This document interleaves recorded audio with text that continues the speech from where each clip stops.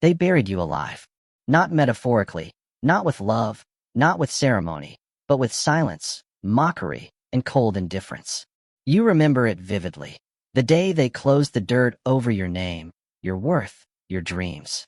You were still breathing, still hoping, still waiting for someone, anyone, to pull you out. But no one came. Not your friends, not your family, not the ones who once said they'd always be there. They watched, some with smirks, others with relief.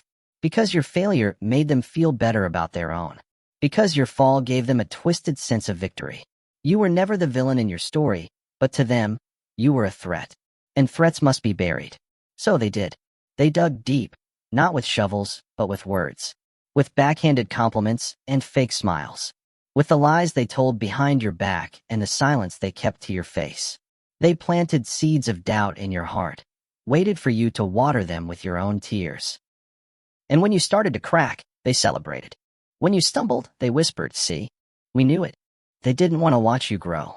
They wanted to watch you rot. And rot you did. For a while. In the darkness. In the cold. You stopped speaking. You stopped believing. You stopped existing in the world they built for themselves. But here's what they never understood. Burial and planting can look the same. When you put something in the ground, it either dies or it transforms. You weren't a corpse. You were a seed. And the darkness didn't destroy you, it forged you. Every betrayal, every loss, every moment where you reached out and found no hand to pull you up, those became your roots. Every insult, every whisper, every fake friend who vanished when things got hard, those became your soil. You were building something beneath the surface. Something they couldn't see. Something they never imagined. Because they thought the silence would break you. They didn't realize it was teaching you to listen to your own voice. Time passed. Seasons shifted. You lay still, but not lifeless. In that hidden place, you met yourself. Not the version they wanted, not the version you performed for acceptance, but the real you. The one forged in pain and loneliness. The one who didn't need applause to feel alive. You started to breathe differently. Not shallow and careful like before, but deeply, from a place of knowing. Of rage. Of love. Of clarity. Then came the shift. You felt it first in your bones. An itch, a stir, a spark. The weight on your chest wasn't just grief anymore, it was power.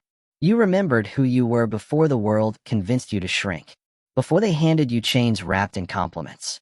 You remembered the fire. And once you remembered, you couldn't forget. You started to push. First with thoughts, then with words, then with actions. The dirt cracked. The air tasted different. And you knew. You weren't dead. You weren't finished. You were rising. Slowly. Ruthlessly.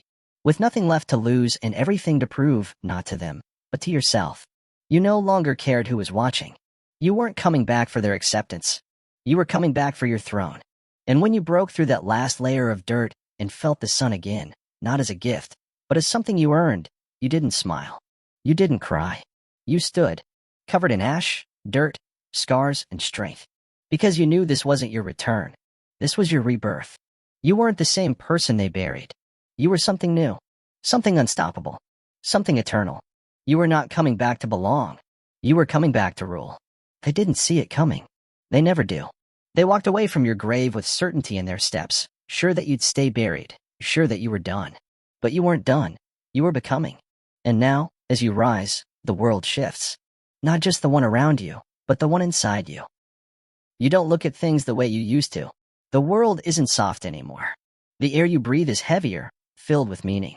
Your eyes, once searching for approval, now scan for opportunities. You no longer crave applause, you crave legacy. Every breath is a declaration. Every step is a warning. You're not here to be understood. You're here to be remembered. And the ones who buried you? They feel it. Before they see you, they feel you. A cold tingle in their spine. A whisper in the back of their minds. Regret in the pit of their stomach. Something they can't name, but can't ignore. That's you. You've become the silence they feared. The kind that doesn't beg, doesn't explain, doesn't forgive. You walk different now. Not like someone searching for belonging, but like someone who owns every room they enter. And when they finally do see you, truly see you standing tall, eyes on fire, unshaken by their presence, they don't know what to say. Because they didn't plan for this. They only wrote your ending. They never imagined you'd write a new beginning. But this isn't about them. Not anymore. Their opinions, their apologies, their changed behavior, they're irrelevant. You're not here for closure. You're not here to educate them on who you've become. You're here to build what they tried to destroy. Every time they told you that you weren't enough, that your dreams were unrealistic, that your heart was too soft for this world, they were pouring gasoline on the fire. And now that fire is consuming every doubt you ever held. Your rise is not a response. It's a revolution. People watch you now with awe and confusion. They whisper, how did they come back from that? But they don't understand. You didn't come back. You were remade. The old version of you died in that grave. The version that waited to be invited, that tiptoed around others' comfort, that bit their tongue to keep peace, that version is gone. What remains is pure force. Focused. Relentless. And unapologetically real. You don't chase dreams anymore. You build them. Brick by brick. Scar by scar. You've learned to turn pain into blueprints and pressure into progress. You wake up hungry, not for revenge, but for impact. You understand now that the world doesn't change when you wait for permission. It changes when you decide it's yours. And you've decided. The ashes still cling to your skin, the scars still sting, but they're not wounds anymore. They're armor. You walk into rooms now, and the energy shifts. Not because you demand it, but because you embody it. You've stopped explaining your worth to people who never valued it. You've stopped lowering your voice for those who were never listening. You speak only when it matters, and when you do, the room listens. You don't fit in anymore, and that's your power. You were never meant to. There's no going back. The path behind you is dust, and you don't mourn it. You don't miss the people who couldn't love you through your silence. You don't miss the comfort of being liked. What you found in the ashes is so much more than acceptance, it's clarity. You know who you are, what you've endured, what you're capable of. And there's no fear in that knowing, only fire. So you move, quietly, powerfully. You build in silence, but your presence speaks volumes. You don't need a crowd to witness your greatness. You need results. And those results are coming slowly, steadily, like thunder before a storm. The kind of storm that changes everything. You didn't rise just to walk. You rose to run, to dominate, to take up space without apology. And the world, the very one that buried you, is starting to realize this is not your comeback story.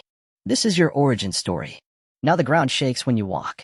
Not from noise, not from force, but from presence. From the undeniable weight of someone who has lived through hell and chose to come back stronger. You're not loud, but you're deafening. You're not fast, but you're unstoppable. The world looks different from where you stand now. It's not something you tiptoe through. It's something you claim, not out of arrogance, but out of truth.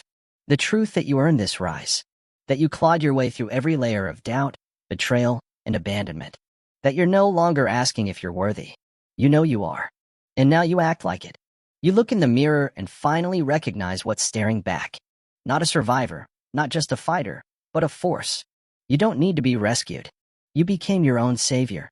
You don't need a finish line because you understand the climb is the point. Every step you take is a defiance of what they expected. Every breath you draw is proof that you couldn't be buried, not by them, not by life, not by the weight of your past. You understand now. Ashes don't mean it's over. Sometimes, they're just the beginning. You don't flinch at pain anymore. It visits, but it doesn't stay. You greet it like an old friend, one that taught you everything you needed to know. You wear your past like a badge, not a burden. Every scar is a sentence in a language only the strong can read. And when people ask how you did it, how you made it out of the darkness, you don't give them answers. You give them silence. Because real strength doesn't need to explain. It just is. There are people watching now, some with admiration, others with envy, and many with fear. Not fear of what you'll do to them, but fear of what you represent. You are a mirror. You show them what it looks like to rise, and that terrifies them, because it reminds them of what they've avoided, of the battles they refused to fight, of the truths they ran from. You are proof that healing doesn't mean softness, that survival doesn't mean shrinking, that rising from the ashes doesn't make you gentle, it makes you dangerous. But you carry that danger with grace. You don't lash out. You don't waste energy proving anything to anyone. You've learned that not everyone deserves access to you. You've mastered the art of moving forward without dragging dead weight. And that's what you left behind, dead weight. The opinions, the judgments, the versions of yourself that begged to be loved, that needed to be seen. You've burned those parts away. What's left is pure, refined, ruthless in the pursuit of peace. This is not a story of revenge. Revenge is for those who want to go back. You're not going back. You built too much, lost too much, learned too much. Your eyes are fixed ahead now, on a future designed by your own hands. You understand now that power isn't in hurting those who hurt you. Power is in building a life they can't touch. In becoming untouchable, not through pride, but through purpose. They buried you because they couldn't control you. Because you scared them. Because you reminded them of something raw and wild inside themselves. Something they killed long ago. They wanted you silent, small, obedient. Instead, you emerged vast, loud in your silence, and absolutely uncontrollable. You didn't just rise, you evolved. They tried to define you. Tried to reduce you to the worst day of your life. But you redefined everything. You turned every no into a strategy. Every closed door into a redirection. Every breakdown into a breakthrough. And now you walk a different road. Not alone, but not dependent. You walk with purpose, with clarity, with the kind of self-belief that can't be bought, taught, or faked. You walk with fire in your veins and calm in your chest. Not because life got easier, but because you got stronger. You don't fear storms anymore.